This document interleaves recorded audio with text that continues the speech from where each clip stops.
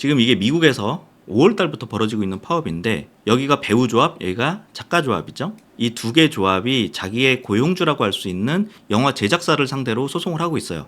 뭐 넷플릭스 같은 이런 곳이겠죠. 근데 이 사람들이 불만을 갖게 된 가장 근본적인 이유는 첫 번째는 챗GPT 같은 생성형 인공지능이 나오면서 동영상을 만든다거나 시나리오를 만드는 거를 이 인공지능이 대신할 수 있단 말이에요. 결국엔 일자리를 잃게 된다라는 불안감이 첫 번째 이유인 거고요. 두 번째 이유는 뭐냐면 사실 이것만 봐도 기분이 나쁜데 이 인공지능이 결국에는 뭔가를 학습을 해야 결과물을 도출할 거 아니에요. 근데 결국 뭐 갖고 학습하냐면 이 배우들의 그런 동영상, 이미지, 얼굴 이런 것들하고요. 이 작가들이 지금까지 썼던 시나리오를 모두 학습을 한다는 거죠. 근데 이 사람들이 지금까지 물론 비용을 받고 이런 용역을 제공을 했지만 이 제공되는 용역 안에 인공지능, AI로 인한 학습까지 비용을 받은 건 아니잖아요. 거기까지 동의해주지 않았단 말이에요. 그래서 이런 거를 좀 비유를 해보면은 카카오에서 카카오 직원들이 만든 프로그램, 소스, 소프트웨어 이런 것들을 인공지능이 다 학습을 한 다음에 학습의 정도가 높아지면 결국엔 직원들이 필요가 없어지겠죠? 그럼 직원들 입장에서는 아니, 내가 뭐하러 열심히 일을 하느냐. 내가 일을 열심히 하면 할수록 내 해고를 앞당기는 꼴이 되기 때문에 그럴 거면 나 일 안 할래. 이거하고 비슷한 거예요. 그래서 이거는 단순히 그 미국 문제 그리고 할리우드만의 문제는 아니고요. 모든 인간이 하고 있는 그런 업무 영역, 직업의 영역에 있어서 다 이제 공통적으로 문제가 발생할 거라는 거죠. 그런 의미에서 이게 뭐 바다 건너 불구경할 건 아닌 것 같고요. 그러면 여기에 대해서 지금 다양한 논의가 이루어지고 있어요. 이 특히 창작물과 관련된 저작권 쪽에서는 법적으로 보호를 해주던 영역이기 때문에 이거를 어떻게 해석을 할 것이냐의 문제인데 첫 번째 문제는 이 인공지능 기업들이 이 데이터를 갖다 쓰는 게 허용이 되는 거냐라는 거예요. 지금 인공지능 기업들은 이걸 어떻게 쓰고 있냐면 뭐 마이크로소프트 같이 돈이 많은 기업들은 물론 몰래 쓰는 것도 있겠지만 티가 안 나니까 돈을 주고 그 이용료를 내고 있거나 아니면 기업 자체를 아예 이제 인수를 해버리죠. 그리고 세 번째는 꼼수를 부리는 경우가 있는데 대학에 후원금을 줘요. 그리고 대학이 이 데이터를 무단으로 갖다 써서 학습을 시키는 거죠. 그 다음에 완성된 인공지능을 인공지능 기업에게 라이센스를 주는 거죠. 그럼 도대체 왜 이 대학을 중간에 하나 턱 끼워놨느냐? 이게 대학 같은 경우는 연구, 교육 같은 공익적인 목적을 수행하는 기관이기 때문에 이거는 그 저작물을 공공적으로 이용하는 거다라고 주장할 여지가 생겨요. 근데 알고 보면 결국 인공지능 기업에게 라이센스 준 거기 때문에 그냥 여기 쿠션을 하나 더 만든 거라고 보시면 돼요. 그럼 이걸 과연 어떻게 해석할 것이냐? 데이터 제공자 입장에서는 분명히 자기의 경쟁자가 자기의 데이터를 도용하고 있는 상황인데 가만히 있을 수가 없겠죠. 그래서 여기에 대해서도 지금 소송이 진행이 되고 있고요. 다만 이제 오늘 말씀드릴 내용은 또 다른 쟁점이에요. 그러니까 여기는 이제 인풋과 관련된 내용이고 이제 아웃풋과 관련된 내용도 또 문제가 되죠. 그래서 어떤 문제인지는 조금 이따 말씀드릴 거고요. 이번에 미국에서 AI의 저작권 관련된 최초의 판례가 나왔어요. 이분이 이 판결을 내린 정확히 얘기하면 판결을 내릴 하웰이라는 판사분인데 여기 판결문이 아니고요. 이게 메모랜덤 오피니언이라는 걸 먼저 내놨어요. 그러니까 이게 뭐냐면은 보통 사람들이 판결문 같은 경우는 그런 과정이나 논리는 좀 법률용어로 써져 있기 때문에 굉장히 좀 이해하기가 어렵죠. 그러다 보니까 결과만 보고서는 얘기를 하게 되는데 이런 사회적 파장이 큰 판결 같은 경우는 사람들이 결과만 놓고 보면은 오해를 할 수 있단 말이에요. 불만이 생길 수 있다는 거죠. 그래서 그런 쓸데없는 불만과 오해를 최소화하기 위해서 내가 어떤 이유로 판결을 내릴 건지에 대해서 친절한 해설서 같은 거를 미리 공개를 해요. 그게 이 메모랜덤 오피니언인 거죠. 그래서 법원 입장에서도 이거는 굉장히 중요한 판결이다라고 생각을 하고 있는 거죠.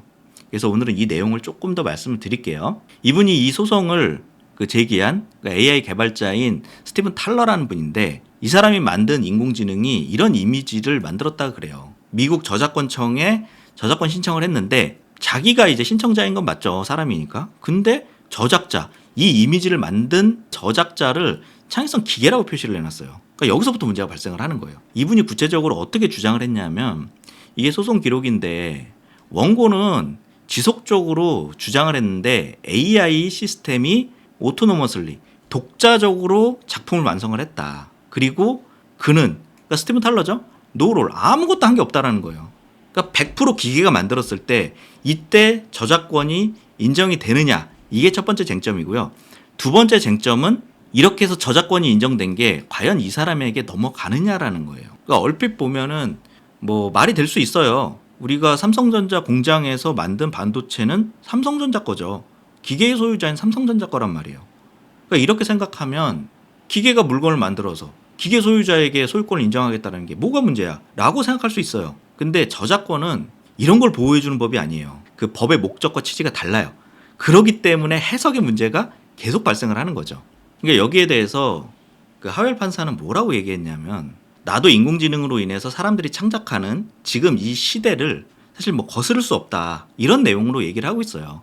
그러니까 뉴 프론티어에 우리가 진입을 하고 있다는 거죠. 그러면서 발생하는 여러 가지 문제점들, 그러니까 인간이 얼마나 개입을 해야 저작권으로 인정을 할 수 있다는 건지, 그리고 이때의 보호 범위, 그리고 얼마나 독자성을 인정해 줘야 될 것인지, 그리고 이런 창작들을 얼마나 장려해야 될 것인지에 대해서 우리가 굉장히 많은 고민을 하고 있고, 여기에 대해서 신중하게 생각을 해야 된다라는 얘기를 하고 있어요. 그러면서 이런 문제가 발생된 근본적인 원인 중 하나에 대해서 이렇게 얘기를 하죠. 그 인간이 창작에 기여하는 정도가 점점 줄어들고 있다는 거예요. 그러니까 인공지능이 나오기 전만 해도 뭐 물론 그때도 창작을 보조해주는 여러 가지 기계들이 있었죠. 뭐 디지털 카메라, 포토샵 이런 것들이 있었지만, 그거는 기계가 자동으로 생각하진 않죠. 사람들이 일일이 조작을 해줘야 됐단 말이에요. 물론 그 오토 모드 이런 것들이 있어서 가장 최적의 상황을 기계가 자동으로 판단을 해서 저작물을 만들어주는데 도움이 되긴 하지만, 그 과정까지 가기에 정말 많은 노력을 한다는 거예요. 제가 지리산 가서 사진을 찍는다고 해도 지리산에 가서 어디서 어떻게 언제 찍을지는 제가 결정하는 거잖아요. 기계가 창작에 도움을 주는 영역은 굉장히 한계가 있었어요. 근데 이제 아무것도 필요 없죠. 제가 컴퓨터 앞에 앉아서 키워드 몇 개만 넣어주면은 결과물이 뚝 하고 나오는 상황이 돼버리니까 정말 인간이 할 영역이 너무 많이 줄어든 거예요. 그러니까 여기서부터 모든 문제가 발생을 하는 거죠. 사람의 경쟁력이 줄어들고 있다는 게 지금 우리가 마주하고 있는 가장 큰 문제가 되는 거죠. 이게 근본적인 원인이에요. 근데 이 하웰 판사부는 뭐라고 얘기했냐면, 근데 이렇게 복잡한 문제가 있어. 그거 나도 알아. 이거 심각한 고민이 필요해. 그런데 지금 이번 케이스는 전혀 복잡하지 않다 이거예요. 너무 간단하다는 거죠. 도대체 왜 간단하다고 하는 거냐. 이게 원고가 사건을 굉장히 복잡하게 만들려고 지금 시도를 하고 있다는 거예요. 쉽게 말하면 별것도 아닌 문제를 자꾸 궤변을 늘어놓는다는 거죠.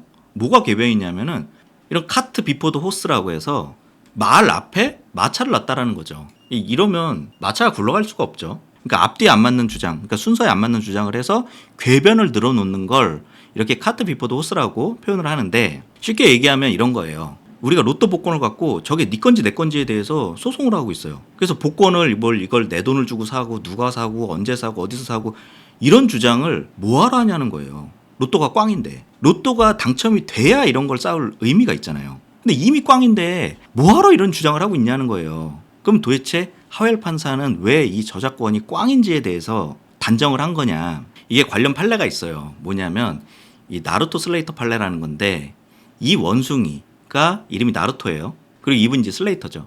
그러니까 이분이 사진 작가인데 동물 사진 작가예요. 그래서 인도네시아에 있는 한 섬에 가서 이 멸종 위기종인 이 원숭이들하고 뭐 꽤 오랫동안 있으면서 굉장히 친해졌나 봐요.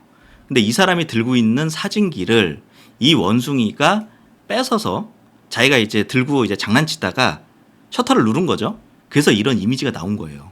그래서 이 이미지가 원숭이가 찍은 셀카다라는 이름으로 해서 그 이후로 굉장히 유명해졌어요. 그러면서 이분이 이걸로 이제 책도 쓰고 출판도 해서 뭐 돈을 좀 버셨겠죠. 근데 여기에 숟가락을 얹은 단체가 있었는데, 그게 이 피타라는 곳이에요. 그러니까 동물을 뭐 윤리적으로 다루는 사람들인 거죠. 근데 여기에 얘네들이 뭐라고 주장을 했냐면, 야, 그 사진 네가 찍은 게 아니라며, 원숭이가 찍었다며. 그러면 저작권은 당연히 원숭이가 가져야지. 그걸 네가 왜 책을 판 돈을 네가 다 먹냐, 이거예요. 그래서 원숭이에게 책값의 일부를 원숭이에게 줘라, 이런 이제 소송을 제기를 한 거죠. 근데 황당하죠. 원숭이가 그 돈을 갖고 어디다 쓰겠어요. 그랬더니 피타가 그런 거예요. 그 돈은 우리 줘. 우리가 원숭이를 위해서 관리를 해줄게. 그 돈은 우리가 관리한다. 이런 좀 황당한 주장을 한 거예요. 참고로 여기가 뭐 그렇게 듣보잡 단체는 아니고요. 뭐 창립된 지 한 40년 이상 됐고, 연매출도 우리나라 돈으로 한 600억 원 이상 벌어들이는 그런 대형 기관인 거죠. 그래서 여기서 소송을 진행을 하게 돼요. 여기가 순회법원이라고 해서 우리나라로 치면 이제 고등법원, 고법급이에요. 그래서 판사가 이제 세 분이 나와서 심리를 진행하고 있는 거죠. 그래서 여기서 이제 변호사에게 이분이 질문을 던졌는데 뭐냐면은 네가 도대체 야 피타랑 그 원숭이랑 도대체 무슨 관계냐? 네가 그 원숭이를 대리할 자격이 있냐 이거예요. 그러니까 원숭이가 변호사한테 위임장을 써줬냐 이거죠. 아니 말도 안 되잖아요. 그리고 이제 또 다른 질문들도 있었어요. 과연 이 사진에 찍힌 원숭이 너 찾았냐? 이거죠. 그러니까 어떤 원숭이인지도 얘네들이 못 찾고 있었어요. 데리고 와야 되는데 데려오지도 못하고 누구는 이 원숭이가 수컷이라 그랬다가 누구는 이쪽은 뭐 암컷이라 그랬다가 원숭이도 누군지 제대로 특정도 못하는 그런 상황이었죠. 이런 이제 쟁점도 있었지만 저작권 관련해서 가장 큰 쟁점은 뭐였냐면은 과연 동물에게 저작권을 인정할 것이냐였어요. 근데 미국 법원에서 명확하게 얘기를 했죠. 미국은 동물에게 저작권을 인정해주지 않는다요. 그래서 결론을 놓고 보면 심플하긴 하지만 제가 보기에 여기에는 뭐 사실 이유가 있죠. 왜냐하면 이 저작권이라는 건요, 사람이 창작을 하는 걸 장려하는 거예요. 그러니까 인센티브를 줘서 야 더 많이 개발하고 더 많이 창작하고 더 노력을 해봐 이런 거예요. 그러니까 특허나 디자인이나 저작권이나 그 기본적인 논리가 다 똑같아요. 그래서 저작권 지적재산권법은 논리가 다 비슷비슷한데 우리가 기계에게 원숭이에게 돈을 준다고 해서 얘네가 일을 더 열심히 하냐는 거죠. 바나나 더 주고 기름칠 해주면 더 열심히 돌아가고 더 열심히 일을 해주겠지만 과연 판매 수익에 비례하는 돈을 준다라는 게 무슨 의미냐는 거예요. 창작에 전혀 기여하지도 못하고 창작을 더 열심히 한다라는 보장도 없는데 그래서 저작권법, 특허, 디자인 이런 것들은 사람만 창작자로 인정을 하고요. 사람만 발명자로 인정을 해주는 거예요. 참고로 하엘 판사는 이런 내용도 기재를 했어요. 그러니까 인간이 아닌 지적 생명체가 저작권에서 얘기하는 이 퍼슨의 개념에 해당이 되느냐.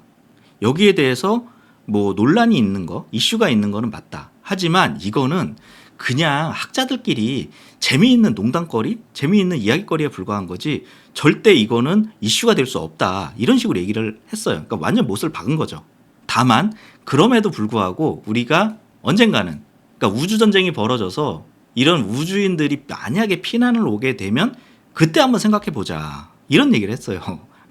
그러니까 우주전쟁에서 피난 올 정도면은 지구인보다 훨씬 뛰어난 지적 생명체겠죠? 그럼 얘네들을 뭐 고문을 할 게 아니라면 저작권, 그러니까 인센티브를 줘야겠죠. 그래야 얘네들이 우리에게 과학 지식을 전달을 해줄 테니까. 그래서 이럴 때가 아니면은 논쟁의 거리가 아예 안 된다라는 거예요. 이거는 저작권법의 취지와 전혀 안 맞는다. 이런 얘기를 한 거죠. 이게 지금 8월 18일에 공개된 그 메모랜덤 오피니언이니까 앞으로 한 달, 그러니까 9월 중순 정도면 정식 판결문이 나올 거예요.